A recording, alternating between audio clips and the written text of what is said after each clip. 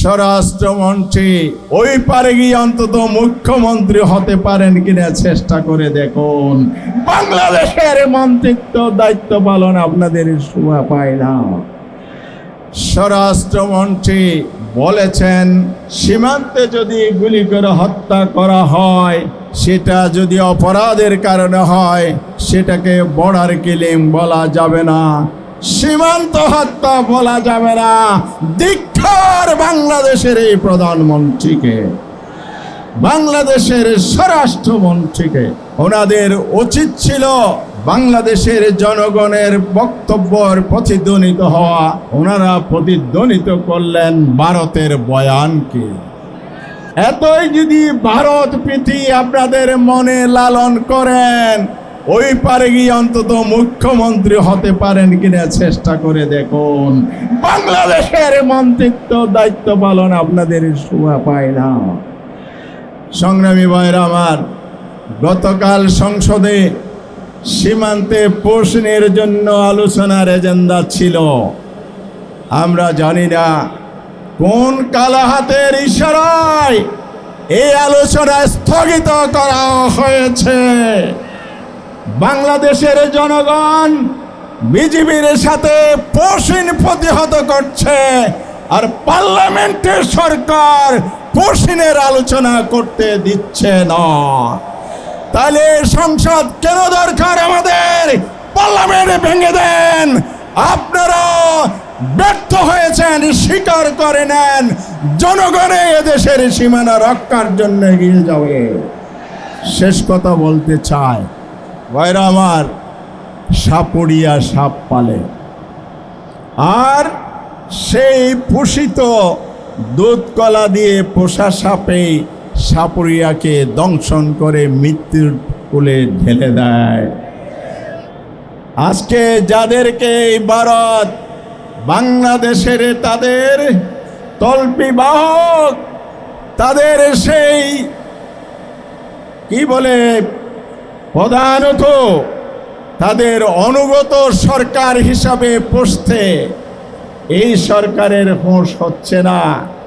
যেই সাপুড়িয়া পালছে সেই সাপুড়িয়া তাকে যেমন মারে। এই ভারত আপনাদের বন্ধু নয়, আপনাদেরকে দুধ গোলা দিয়ে পড়ছে। জামাত ইসলামী এবং 11 দলকে ক্ষমতায় আসতে না দিয়ে ক্ষমতায় বসিয়েছে বাংলাদেশের স্বার্থের জন্য নয়, ভারতের স্বার্থ রক্ষার জন্য। সময়ের জন্য অপেক্ষা করুন, পরিণতি কি হয় আপনারা দেখতে পারবেন। আমি আর কথা বাড়াচ্ছি না, সবাইকে প্রধানমন্ত্রীর বক্তব্য শুনে এবং আমরা যে মিছিল করব আজকে ডাক দিয়েছি, সেই মিছিল সফল করার জন্য উদাত্ত আহ্বান জানিয়ে আমার বক্তব্য শেষ করছি। সবাইকে ধন্যবাদ।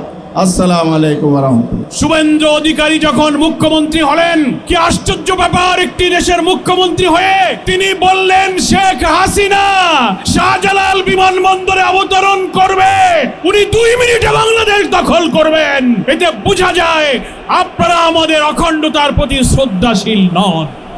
আমরা জানি আপনারা সেই আধিপত্যবাদী একটি দেশ, যে দেশে ফ্যাসিস্ট, বিতাড়িত, পতিত, পলাতক, খুনি অপরাধী শেখ হাসিনাকে আপনারা আশ্রয় দিয়েছেন। ওসমান হাদির খুনি ফয়সালকে হাতে পেয়েও বাংলাদেশের কাছে হস্তান্তর করছেন না। প্রতিদিন আপনারা পুশিন করছেন। গত বছর প্রায় 2,500-এর মতো পুশিন হয়েছেন। শুভেন্দু অধিকারী ক্ষমতায় এসে তিনি নিজেই বলেছেন প্রায় 4,500 ব্যক্তিকে নাগরিকত্ব যাচাই বাছাইয়ের প্রক্রিয়ায় তারা পুশিন করেছে। আমরা জানতে পেরেছি গোটা ভারতে প্রায় 90 লক্ষ মানুষকে নাগরিকত্ব আর যাচাই বাছাইয়ের অজুহাত তুলে তালিকাভুক্ত করে পুশিনের আওতায় আনা হয়েছে। সীমান্তে শেল্টার রেখে সেখানে তাদেরকে আটক রাখা হচ্ছে, নির্যাতিত করা হচ্ছে। আমরা পরিষ্কার বলতে চাই, আমাদের বীর বিজিবির সৈনিকেরা সীমান্তে যে সাহসিকতার পরিচয় দিচ্ছেন, সীমান্তবর্তী প্রায় 32টি জেলার বীর জনগণ এই পুশিনকে তারা প্রতিরোধ করতে শুরু করেছেন। রৌমারী সীমান্তে, সেই বড়াইবাড়ি সীমান্তে বিডিআর এর সাথে বিএসএফ এর নির্লজ্জ পরাজয়ের ইতিহাস আপনাদেরকে স্মরণ করতে হবে। আমাদের সীমান্তের লুঙ্গি পরা কৃষকরাই আপনাদের এই পুশির প্রতিরোধ করার জন্য যথেষ্ট। প্রধানমন্ত্রীকে ভাবতে হবে, আপনার উপদেষ্টাকে ভারতে ঢুকতে দেয় নাই, আপনার লজ্জা হওয়া উচিত।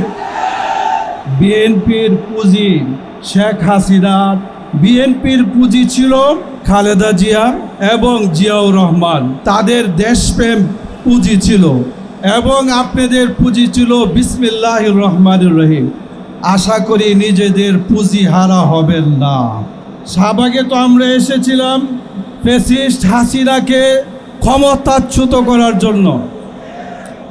মনে রাখবেন, শাহবাগে যখন কোনো জমায়েত শুরু হয়ে যায়, এটাকে প্রতিহত করার কোনো শক্তি থাকে না।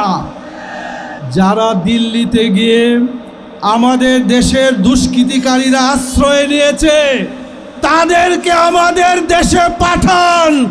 আপনার দেশের নাগরিকদেরকে বাংলাদেশে পুশব্যাক করবেন না।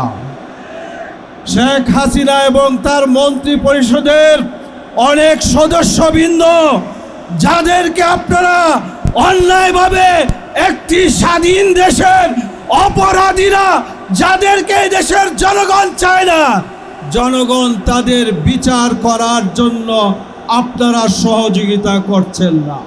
আপনার দেশের বাংলাদেশের প্রধানমন্ত্রীর উপদেষ্টা, সে আপনার দেশে অবতরণ করে আবার সেখান থেকে ফেরত আসতে হয়। প্রধানমন্ত্রীকে ভাবতে হবে, আপনার উপদেষ্টাকে ভারতে ঢুকতে দেয় নাই, আপনার লজ্জা হওয়া উচিত।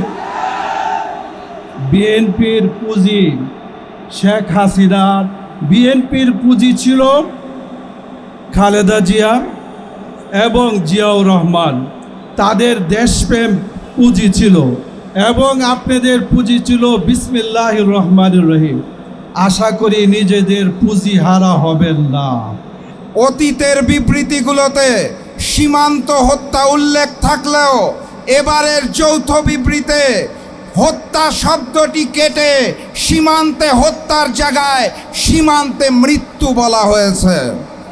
আমি তাদেরকে দোষ দিতে পারি না, কারণ আমার দেশের স্বরাষ্ট্রমন্ত্রী নিজের ভূমিকা ভুলে ভারতের মুখ্যমন্ত্রীর মতো বক্তব্য দিয়ে ভারতের সীমান্ত হত্যাকে হালাল করে দিয়েছে। আমার দেশের সরকার নতজানু পররাষ্ট্রনীতি গ্রহণ করেছে বলে তারা নতুন করে সুযোগ নিচ্ছেন। নির্বাচনের পূর্বে বিএনপি বলেছিল মদিনা সনদে দেশ চালাবে, মনে আছে?